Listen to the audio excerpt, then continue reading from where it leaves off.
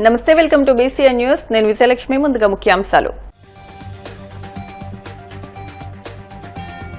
విజయవాడలో ఖాదీ సంతను ప్రారంభించిన సీఎం చంద్రబాబు. యాచించే స్థాయి నుంచి శాసించే స్థాయికి భారత్ ఎదగాలని పిలుపు.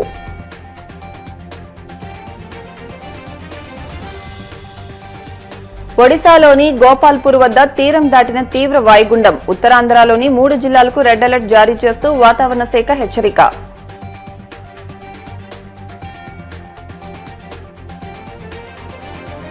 వాడపల్లి వెంకన్న ఆలయంలో ప్రత్యేక పూజలు. మంగళ వాయిద్యాల నడుమ శ్రీ స్వామి అమ్మవార్లకు మేలుకొలుపు సేవ, ఈశ్వరలక్ష్మి హోమం.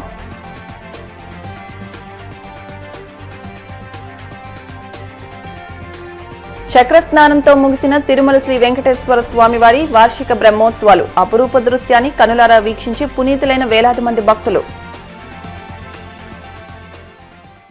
ప్రపంచాన్ని యాచించే దశను భారత్ దాటిందని, ఇకపై ప్రపంచాన్ని శాసించే స్థాయికి చేరుకోవాలని ముఖ్యమంత్రి చంద్రబాబు పిలుపునిచ్చారు. స్వదేశీ ఉత్పత్తుల వినియోగం కేవలం ఒక నినాదంగా మిగిలిపోకూడదని, అదొక మహోద్యమంగా మారినప్పుడే దేశం ఆర్థికంగా అగ్రస్థానానికి చేరుకుంటుందని ఆయన స్పష్టం చేశారు. విజయవాడలోని ఎస్ఎస్సీ కన్వెన్షన్ సెంటర్లో ఆత్మనిర్భర్ భారత్ అభియాన్లో భాగంగా నిర్వహించిన ఖాదీ సంత కార్యక్రమానికి చంద్రబాబు ముఖ్య అతిథిగా హాజరయ్యారు. తొలుత జాతిపిత మహాత్మాగాంధీ చిత్రపటానికి నివాళులర్పించారు. అనంతరం ప్రాంగణంలో ఏర్పాటు చేసిన వివిధ స్టాళ్లను సందర్శించారు. చేతి వృత్తుల కళాకారులు తయారు చేసిన ఉత్పత్తులు, ఆర్గానిక్ వస్తువులను ఆసక్తిగా పరిశీలించారు. స్వాతంత్ర పోరాట ఘట్టాలను గుర్తు చేసే ఫోటో ఎగ్జిబిషన్ తిలకించారు. ఒక పక్క గాంధీ జయంతి, గాంధీ పుట్టినరోజు, ఇంకొక పక్క చూస్తే లాల్ బహదూర్ శాస్త్రి, దేశమే గర్వించదగ్గ బిడ్డ. ఈ ఇద్దరే కాకుండా ఇంకొక పక్క చూస్తే ఈరోజు మనందరం పెద్ద ఎత్తున జరుపుకునే దసరా సందర్భంగా మనకు ఒక ఆనవాయితీ ఉంది. మనం ఏ పని సంకల్పించినా ఆ పని ప్రత్యేకమైన పూజలు చేసి ముందుకు పోతే అది జయప్రదం అవుతుంది. అలాంటి సమావేశంలో ఇక్కడ మనం కలిసాం. మాధవ్ గారిని మనస్ఫూర్తిగా అభినందిస్తున్నా. 11 సంవత్సరాల కంటే ముందు ప్రారంభించి ఇప్పుడు దేశంలో ఒక మంచి ఆశయం కోసం పార్టీ ఏ విధంగా ముందుకు పోతున్నారో ఇది ఒక ఉదాహరణ మాత్రం. ఇంకొక పక్కన మనం చూస్తే మహాత్మా గాంధీ అంటే మనకు వచ్చేది ఎప్పుడు గుర్తుంటుంది ఖద్దర్. ఖాదీ అంటే ఇమ్మీడియట్గా గుర్తొస్తుంది. దానికి కారణం స్వదేశ ఉద్యమం. ఈ రాట్నమే దేశానికి ఆయుధమైంది, తిరుగుబాటు సాధనమైంది. కడాన మనకు స్వాతంత్రాన్ని తెచ్చిపెట్టే మహత్తర కార్యక్రమానికి ప్రధానమైన కారణం ఈ ఖాదీ రాట్నం అని చెప్పి కూడా నేను మీకు తెలియజేస్తున్న ఒక స్ఫూర్తినిచ్చి ముందుకు పోయాం.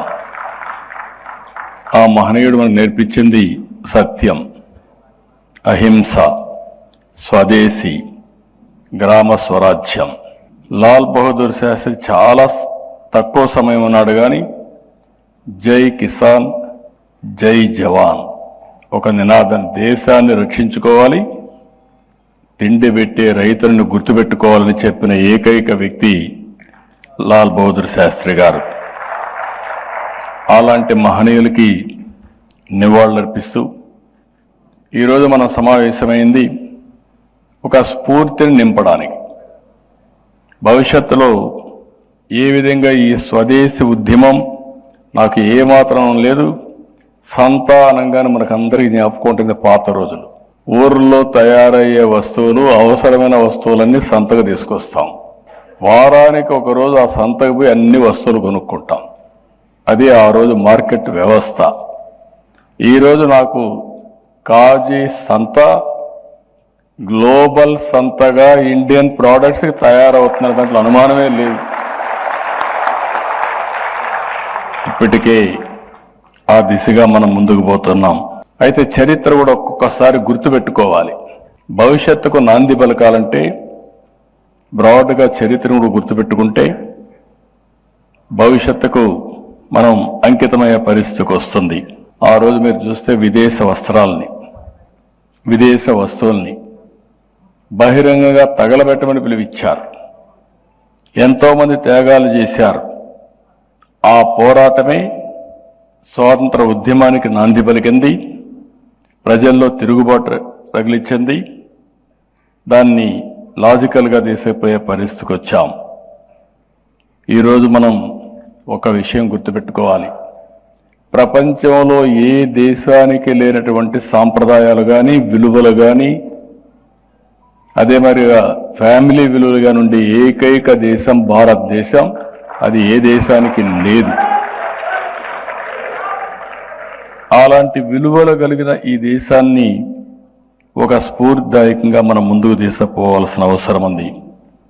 మనం ఎంత ఆర్థికంగా ఎదిగినా మన మూలాల్ని మనం మర్చిపోకుండా ఉంటే ఎప్పుడూ మనం స్ట్రాంగ్గా ఉంటామనే విషయం కూడా మనం గుర్తుపెట్టుకోవాలి. మన సంస్కృతిని మనం మర్చిపోకూడదు, మన వారసత్వాన్ని మనం మర్చిపోకూడదు. మన కళలు కానీ, ఆహార ఉత్పత్తులు కానీ, ఆట బొమ్మలు కానీ ఈరోజు నేను చూశాను, చాలా తీసుకొచ్చారు. రాష్ట్రంలో ప్రతి ప్రాంతం నాకు తెలుసు, తిరిగాను.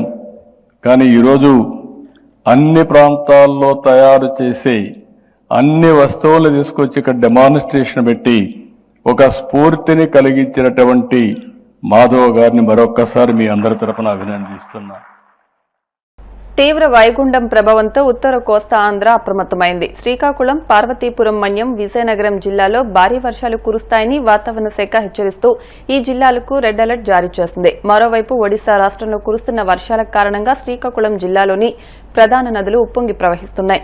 విశాఖ వాతావరణ కేంద్రం వెల్లడించిన వివరాల ప్రకారం తీవ్ర వాయుగుండం ఒడిశాలోని గోపాల్పూర్ సమీపంలో తీరాన్ని దాటింది. ఇది క్రమంగా వాయువ్య దిశగా పయనిస్తూ బలహీనపడుతున్నప్పటికీ దీని ప్రభావం ఇంకా కొనసాగుతుందని అధికారులు స్పష్టం చేశారు. రానున్న 24 గంటల్లో తీరం వెంబడి గంటకు 55 నుంచి 75 కిలోమీటర్ల వేగంతో బలమైన ఈదురుగాలు వీచే అవకాశం ఉందని హెచ్చరించారు. కోనసీమ తిరుమలగా వర్ధిల్లుతున్న వాడపల్లి శ్రీ వెంకటేశ్వర స్వామి ఆలయంలో శుక్రవారం ప్రత్యేక పూజలు వైభవంగా నిర్వహించారు. మంగళ వాయిద్యాల నడుమ శ్రీ స్వామి అమ్మవార్లకు మేల్కొలుపు సేవను నిర్వహించిన అనంతరం ఐశ్వర్యలక్ష్మి హోమాన్ని జరిపించారు. అర్చకులు శ్రీ స్వామి అమ్మవార్ల వసంత మండపంలో అష్టోత్తర పూజలు నిర్వహించగా ప్రత్యేక అలంకరణలో ఉన్న స్వామిని దర్శించుకుని భక్తులు తరించిపోయారు.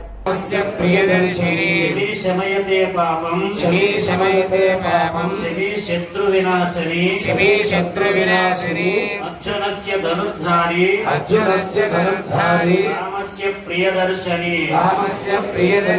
शिवी शमयते पापं शिवी शत्रुविनाशनी अर्जुनस्य धनुर्धारी रामस्य प्रियदर्शनी शिवी शमयते पापं शिवी शत्रुविनाशनी अर्जुनस्य धनुर्धारी रामस्य प्रियदर्शनी शिवी शमयते पापं